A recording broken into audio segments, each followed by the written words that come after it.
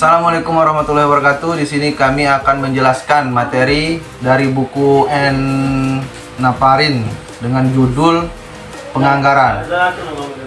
Kami akan menjelaskan dari bab 1, bab 2, 4, 5, dan 16. Baiklah, sebelum itu kami ingin memperkenalkan diri terlebih dahulu.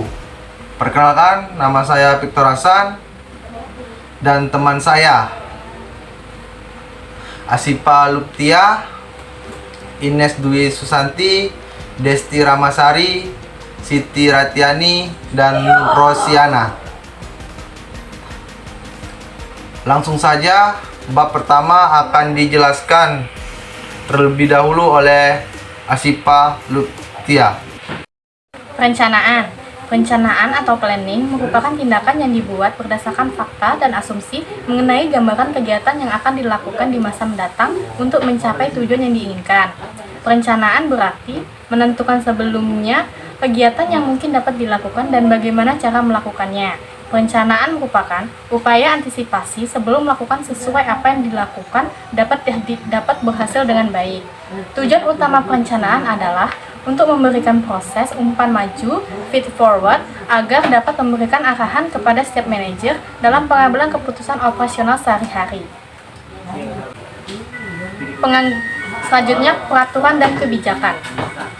Peraturan rules adalah suatu petunjuk, perintah, larangan, kompensasi, hak, sanksi, dan kewajiban dalam pelaksanaan pekerjaan. Peraturan dibuat untuk semua pihak yang terlibat dalam suatu lingkungan. Kebijakan polis adalah petunjuk menyeluruh secara lisan, tulisan, atau yang dimaksudkan untuk menetapkan batas umum dan arah tindakan yang akan dilaksanakan. Kebijakan merupakan bimbingan berpikir bagi para bawahan dalam upaya mencapai tujuan. Baiklah, slide selanjutnya akan dibacakan oleh Desti Ramasari. Berikut contoh dari suatu kebijakan. A. Menjual produk secara tunai sebanyak 30%, 40% triwulan berikutnya, dan 30% triwulan berikutnya lagi. B. Meminjam uang di bank untuk keperluan modal kerja sebesar 2 juta bila tingkat bunga tidak lebih dari 12%. C. Membuka cabang baru di Martapura. D. Membeli bahan baku secara tunai sebesar 50% dan membayar sisanya pada triwulan berikutnya. Metode dan standar. Metode adalah suatu cara yang ditetapkan untuk melaksanakan tugas tertentu, misalnya perencanaan, piutang menggunakan metode cadangan, penilaian persediaan, dan penentuan unit ekuivalen produk menggunakan metode masuk pertama, keluar pertama. MPKP, first in first out. Penyusutan aset tetap menggunakan metode garis lurus, alokasi harga produk bersama menggunakan metode rata-rata sederhana. Standar merupakan kesatuan pengukuran yang ditetapkan sebagai patokan dalam pelaksanaan pekerjaan. Slide selanjutnya akan dilanjutkan oleh Ines Dwi Susanti. Strategi dan organisasi. Strategi adalah cara mencapai tujuan yang harus diikuti oleh setiap bagian dalam perusahaan. Kemudian ada organisasi. Organisasi adalah salah satu jenis rencana pembagian kerja dari sekelompok orang yang bekerja sama demi mencapai tujuan bersama. Selanjutnya ada pengorganisasian. Pengorganisasian adalah proses, cara, dan perbuatan dalam mengorganisasi. Dalam hal ini diatur dan ditentukan tugas pekerjaan, jenis pekerjaan, sifat pekerjaan, pola kesatuan kerja, siapa yang akan melakukannya, apa alatnya, bagaimana kondisi keuangannya, dan fasilitas lainnya. Selanjutnya ada prosedur. Prosedur adalah urutan-urutan seri tugas yang saling berkaitan dan dibentuk guna menjamin pelaksanaan kerja seragam. Prosedur biasanya terdiri atas bagian alur, formulir, dan uraian tugas. Tahap 1, penentuan pedoman anggaran. Tahap kedua, persiapan anggaran. Tahap 3, penentuan anggaran. Tahap 4, pelaksanaan anggaran. Slide selanjutnya akan dijelaskan oleh Siti Ratiani. Dalam penyusunan anggaran perlu diperhatikan perilaku para pelaksana anggaran dengan cara mempertimbangkan hal-hal berikut. A. Anggaran harus dibuat serealitas dan secermat mungkin sehingga tidak terlalu rendah. B. Untuk memotivasikan manajer pelaksana diperlukan partisipasi manajemen puncak. C. Anggaran yang dibuat harus mencerminkan keadilan sehingga pelaksana tidak merasa tertekan tetapi justru termotivasi. Anggaran yang dibuat akan mengalami kegagalan dalam hal-hal berikut yang tidak diperhatikan. Itu ada 4, itu A. Pembuat anggaran tidak cakap, tidak mampu berpikir ke depan dan tidak memiliki wawasan yang luas. B. Wewenang dalam membuat anggaran yang tidak tegas. C. Tidak didukung oleh masyarakat. Anggaran pengertian anggaran adalah suatu rencana kuantitatif periodik yang disusun berdasarkan program yang telah disahkan. Ada beberapa faktor yang menjadi penyusunan anggaran dalam mempertimbangkan. Ada 5, yaitu A. Pengetahuan tentang tujuan dan kebijakan umum perusahaan. B. Data masa lalu. C. Kemungkinan perkembangan kondisi ekonomi. D. Pengetahuan tentang praktik. E. Kemungkinan adanya perubahan kebijakan pemerintah.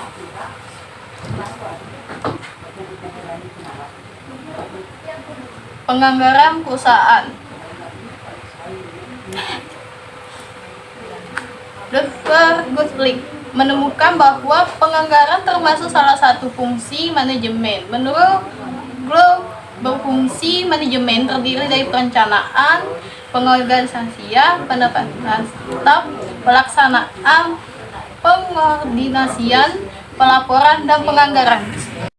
Baiklah, badan usaha dan perusahaan badan usaha dapat dikelompokkan menjadi 4, yaitu badan usaha milik negara BUMN meliputi perusahaan negara jawatan Perjan, perusahaan negara umum Perum, perusahaan negara perseroan Persero. B. Badan usaha milik daerah BUMD meliputi perusahaan daerah PD. C. Badan usaha milik swasta BUMS meliputi Koperasi Perseroan Terbatas PT, Perseroan Komanditer CV Firma FA. D. Badan usaha lainnya seperti cabang perusahaan asing. Perusahaan sendiri dibagi menjadi 5 kategori, antara lain 1 perusahaan industri, 2 perusahaan dagang, 3 perusahaan jasa, 4 perusahaan agraris, dan 5 perusahaan ekstraktif. Baiklah, slide selanjutnya akan dibacakan oleh Victor Hasan. Pada Victor, saya persilakan. Anggaran di samping mempunyai banyak manfaat, anggaran juga memiliki beberapa kelemahan, antara lain: yang pertama, anggaran dibuat berdasarkan taksiran dan anggapan sehingga mengandung unsur ketidakpastian. Kedua, menyusun anggaran yang cermat memerlukan waktu, uang, dan tenaga yang tidak sedikit, sehingga tidak semua perusahaan mampu menyusun anggaran secara lengkap dan akurat. Tiga, bagi pihak yang merasa dipaksa untuk melaksanakan anggaran dapat mengakibatkan mereka mengerutu sehingga anggaran tidak akan efektif. Baiklah, bab 2 tentang fungsi dan jenis anggaran akan dibacakan oleh Asipa Lupia. Fungsi anggaran itu ada 3, yaitu perencanaan, pelaksanaan, dan pengawasan. Fungsi perencanaan artinya memberikan gambaran yang jelas dalam suatu barang dan uang. Fungsi pelaksanaan artinya memberikan pedoman agar pekerjaan dapat dilaksanakan secara selaras. Fungsi pengawasan artinya digunakan sebagai alat menilai pelaksanaan pekerjaan. Jenis anggaran ada 7, salah satunya yang pertama segi dasar penyusunan, yang kedua segi cara penyusunan, yang ketiga segi jangka waktu, yang keempat segi bidang, yang kelima segi kemampuan menyusun, yang keenam segi fungsi, dan yang ketujuh segi metode penentuan harga pokok produk. Baiklah, selanjutnya akan dibacakan oleh Desti Ramasari. Segi dasar penyusunan terdiri dari 2, yaitu anggaran variabel dan anggaran tetap. Anggaran variabel, variable budgeting adalah anggaran yang disusun berdasarkan interval kisaran kapasitas aktivitas tertentu dan pada intinya merupakan suatu seri anggaran yang dapat disesuaikan pada tingkat aktivitas. Kegiatan yang berbeda. Anggaran variabel disebut juga dengan anggaran fleksibel. Selanjutnya, anggaran tetap adalah anggaran yang disusun berdasarkan suatu tingkat kapasitas tertentu. Anggaran tetap juga disebut dengan anggaran statistis. Selanjutnya, segi cara penyusunan anggaran periodik dan anggaran kontinu. Anggaran periodik adalah anggaran yang disusun untuk satu periode tertentu. Umumnya periode 1 tahun yang disusun setiap akhir periode anggaran. Anggaran kontinu adalah anggaran yang dibuat untuk mengadakan perbaikan sehingga anggaran yang dibuat. Misalnya setiap bulan diadakan perbaikan sehingga anggaran yang dibuat dalam setahun mengalami perubahan. Selanjutnya akan dibacakan oleh Ines Dwi Susanti. Segi bidang dibagi menjadi dua, yaitu anggaran operasional dan anggaran keuangan. Anggaran operasional adalah anggaran untuk menyusun anggaran laba rugi. Contoh, anggaran penjualan, anggaran biaya pabrik, dan anggaran beban usaha. Selanjutnya ada anggaran keuangan, adalah anggaran untuk menyusun neraca. Contohnya anggaran kas dan anggaran piutang. Selanjutnya akan dijelaskan oleh Siti Ratiani. Segi kemampuan menyusun. Segi kemampuan ini terbagi menjadi dua, yaitu anggaran komprehensif dan juga anggaran parsial. Anggaran komprehensif adalah rangkaian dari berbagai jenis anggaran yang disusun secara lengkap. Terus ada anggaran parsial, adalah anggaran yang disusun secara tidak lengkap atau anggaran yang hanya menyusun bagian anggaran tertentu saja. Baiklah, bab 4 tentang analisis tren akan dibacakan oleh Saudari Rosiana. Baiklah, di sini ada metode ramalan jualan. Ramalan jualan atau sales forecasting merupakan proses aktivitas memperkirakan produk yang akan dijual di masa mendatang dalam keadaan tertentu dan dibuat berdasarkan data yang pernah terjadi dan atau mungkin akan terjadi. Di slide selanjutnya ada metode kualitatif. Ramalan jualan yang dibuat secara kualitatif dapat menggunakan beberapa metode, yaitu 1. Metode pendapatan para tenaga penjualan, 2. Metode pendapatan para manajer divisi penjualan, 3. Metode pendapatan eksekutif, 4. Metode pendapatan para pakar, 5. Metode pendapatan survei konsumen. Dan slide selanjutnya ada metode pendapatan para tenaga penjualan. Di sini menekankan pertimbangan dan keahlian dari para tenaga penjualan. Kelebihannya yaitu 1. Menanamkan tanggung jawab dan rasa memiliki terhadap perusahaan. 2. Ramalan dibuat oleh individu yang terdekat dengan pelanggan. 3. Rencana awalnya disetujui oleh orang yang bertanggung jawab untuk tercapainya target penjualan. Dan di sini ada kekurangannya juga. 1. Tenaga penjualan pramuniaga bisa menjadi terlalu optimis dan pesimis jika meramalkan target penjualannya terlalu kecil guna melindungi diri sendiri. 2. Perhatian yang tidak cukup mungkin ditunjukkan untuk variabel sebab akibat yang luas. 3. Metode ini terdapat pada ramalan taktis jangka pendek. Tujuan utamanya dalam ramalan penjualan memaksimalkan laba jangka panjang daripada laba jangka pendek. Pengertian analisis regresi. Analisis regresi adalah cara untuk memilah secara matematis variabel yang dimana memang memiliki pengaruh satu sama lain, sehingga teknik analisis ini mampu menjawab serangkaian pertanyaan yang paling penting, diabaikan, dan faktor kedua interaksi antara satu sama lain.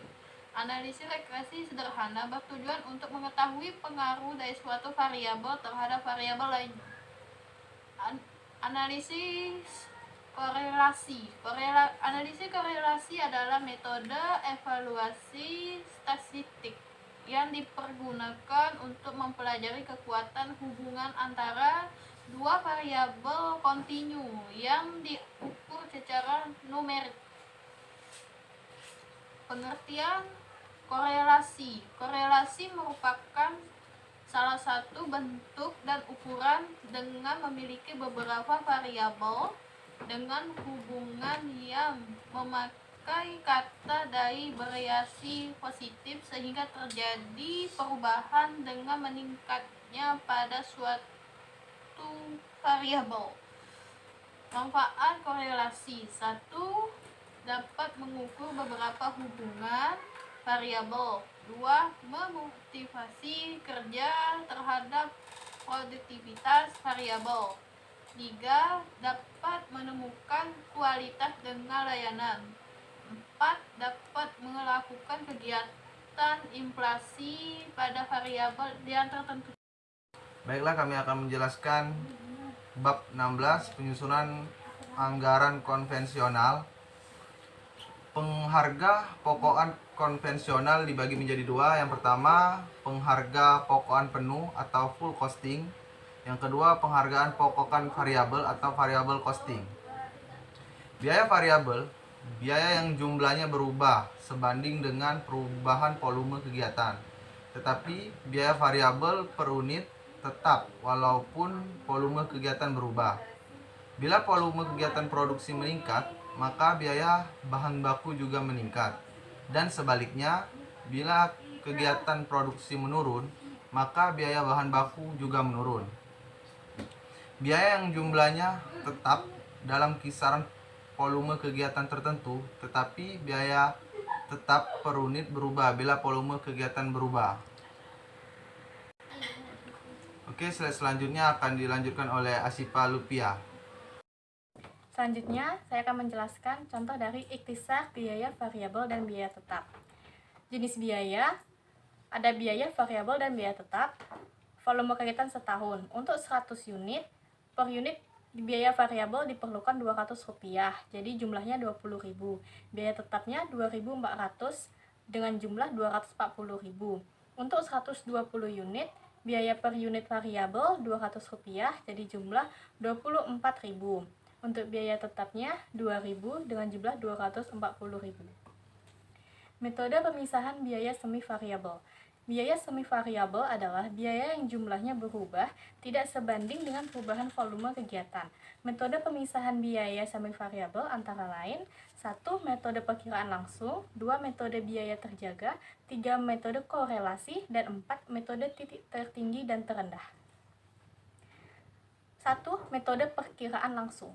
Metode perkiraan langsung digunakan apabila perusahaan mempunyai data historis tetapi tidak dapat dipakai untuk masa yang akan datang atau perusahaan baru berdiri sehingga belum mempunyai data.